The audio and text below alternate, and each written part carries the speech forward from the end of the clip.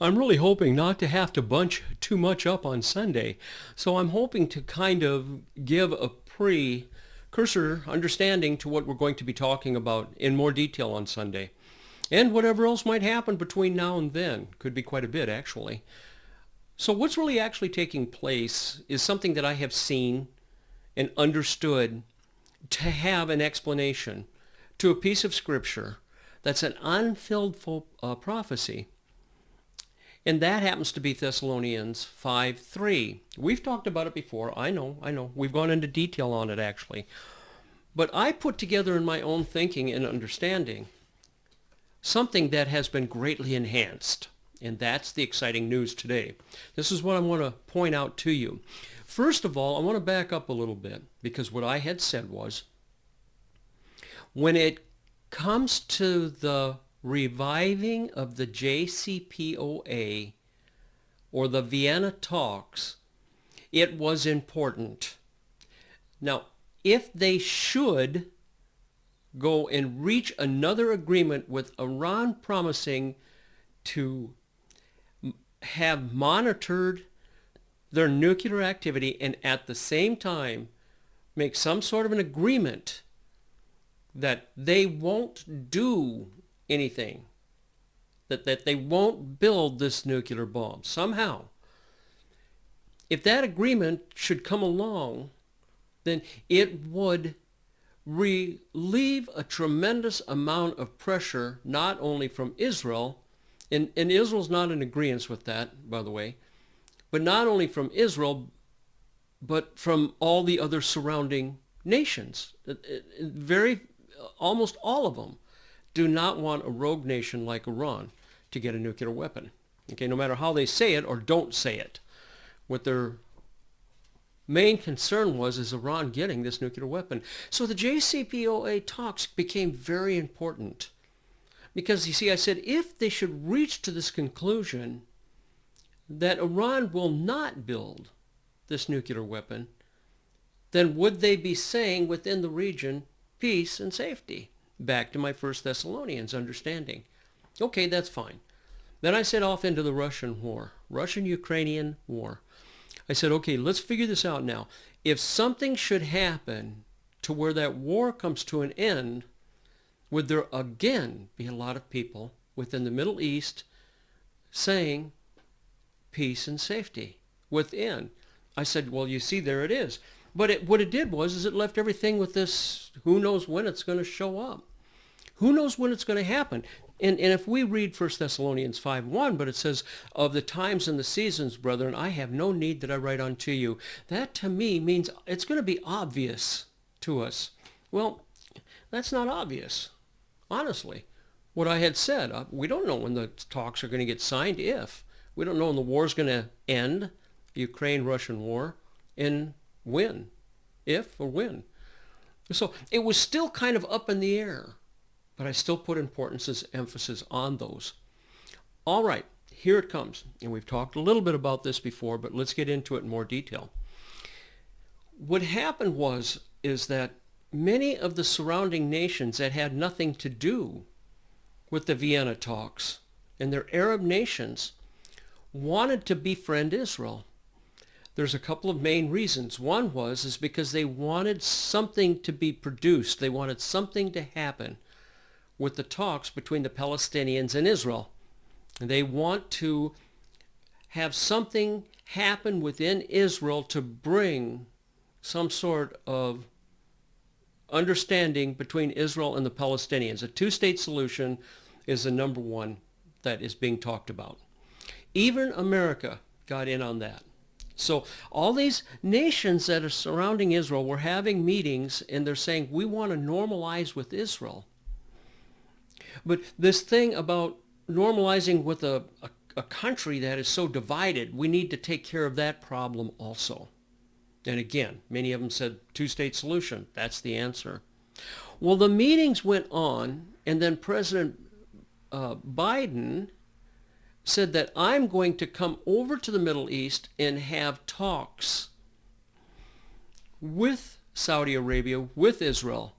Now, part of it we can understand that, again, back to the Russian-Ukrainian war, the stopping of Russia delivering its oil, a problem with the EU, and also with the gas prices the way they are, and with elections coming up for the United States in November, that Biden needs a little bit of help here. And since he was so unreasonable with Saudi Arabia, he has to go back and attempt to try to mend ties with Saudi Arabia. So that was part of the program.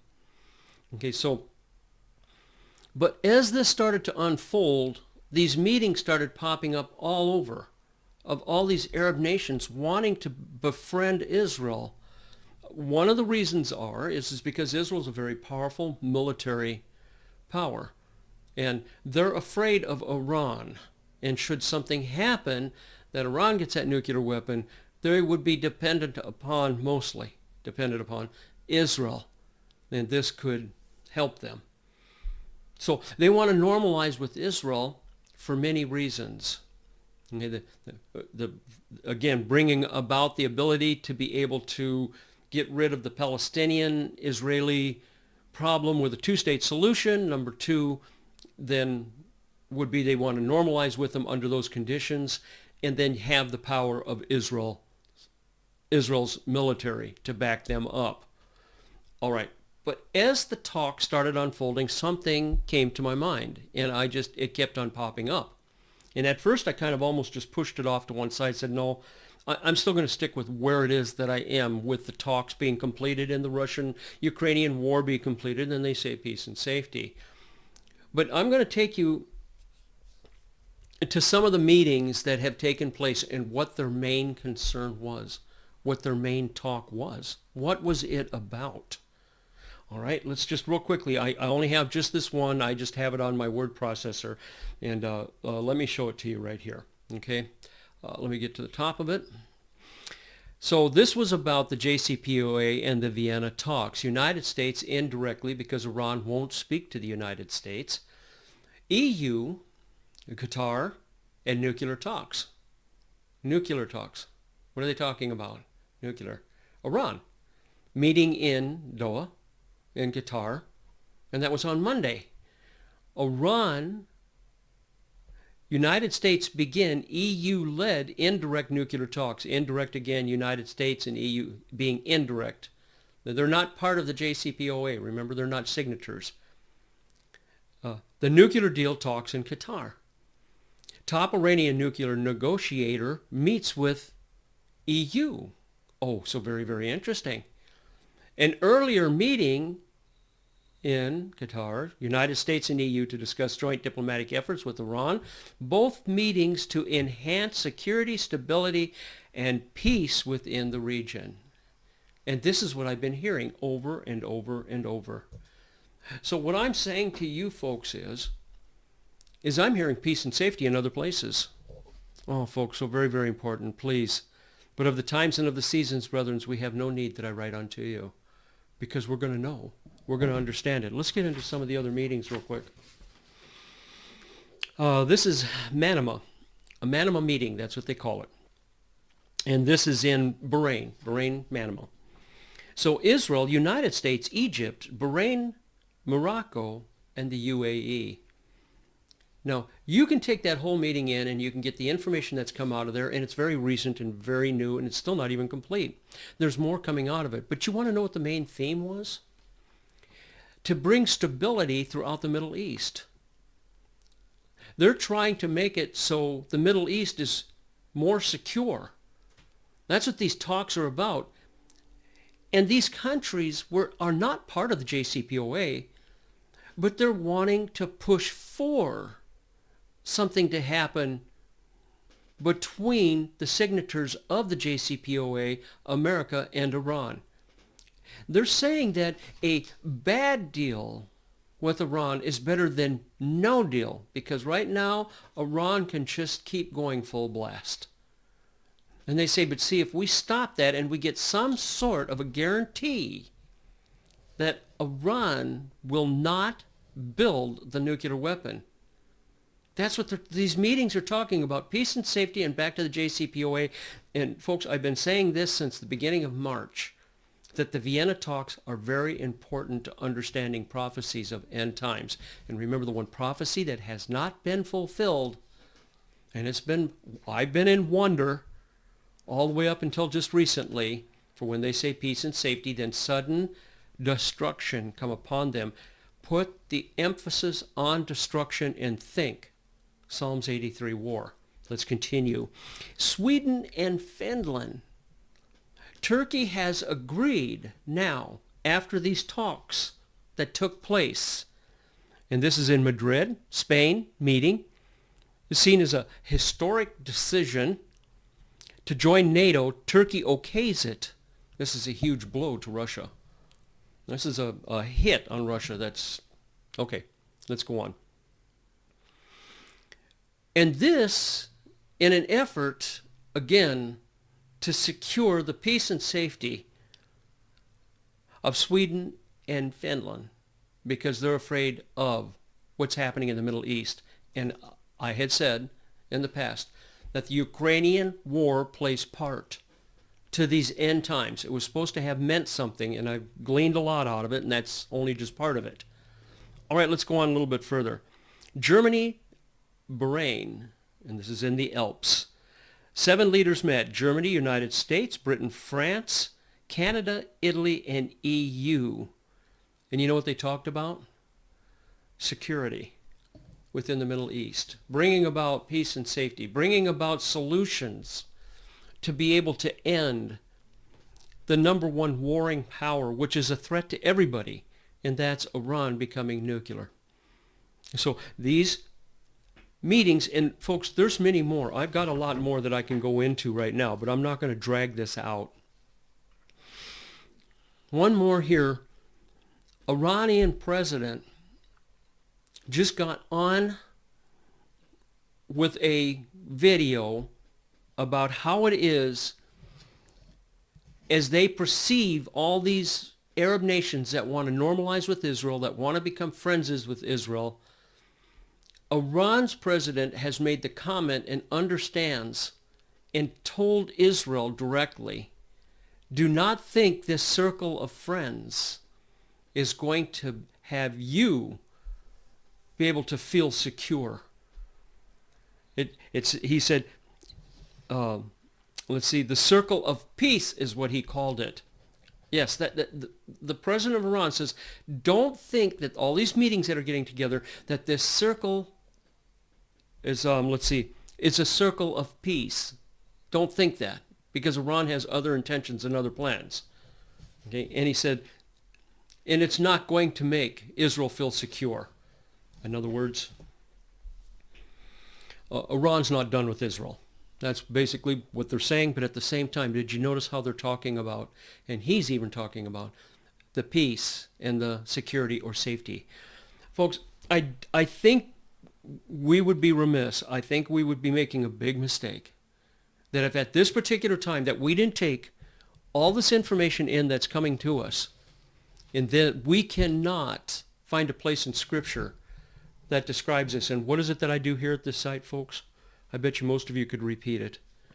All as I do is I look through the lens of Bible prophecy of end times, and I compare it to the relevant events taking place, and I match the two, and if they do, I point them out. So any news that is new when it comes to Bible prophecy of end times, seen through the lens of Scripture. And that's what I've been doing for a long, long time. Consider it my journey. This is what I do because I wanted to do that. And I've asked you to join me on this journey and go along with me. And so I'm happy to bring this news to you as I see it. Now, let's go ahead and complete this with what I always say, but I'm going to say it again. And that is you will never take my word for it. You will take the news that's out there. You will dig into it in detail if you wish, if you want. And you will get out of it what you get. But you never take my word for it. You go to Scripture and see if that doesn't match. We are on a journey that Paul, speaking to the Thessalonians, and he's speaking of the rapture. He's talking about end times. And he said, But of the times and of the seasons, brethren, you have no need that I write unto you. He doesn't say a day or time, but he says it's going to be obvious. That's what that means to me. For when they shall say peace and safety, then sudden destruction come upon them. Is travail upon a woman with child, and they shall not escape. Folks, I'm going to wrap that up here now.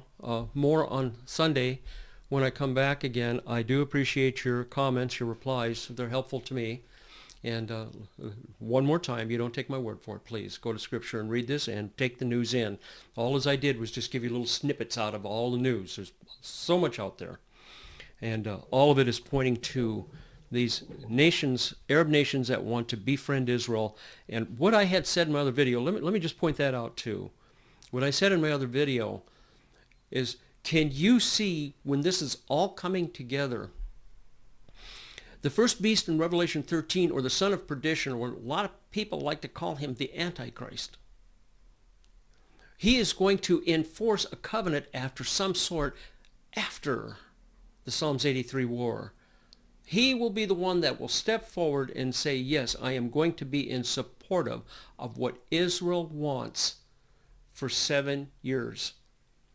Now, let's just keep on waiting and finding out. There's other things that are coming to my mind, and I'd like to still relate them together. Now, I bet you a lot of you guys are already thinking about it. And that is part of that covenant going to be the 7 years that may come out of Iran when it says we will agree not to develop a nuclear weapon. That's only a maybe, please. That's just a thought in my mind, and I haven't cemented it. I'm just been thinking about that. Folks, you've got what it is that I've got. Everything that I've given you is what I just go through in my mind.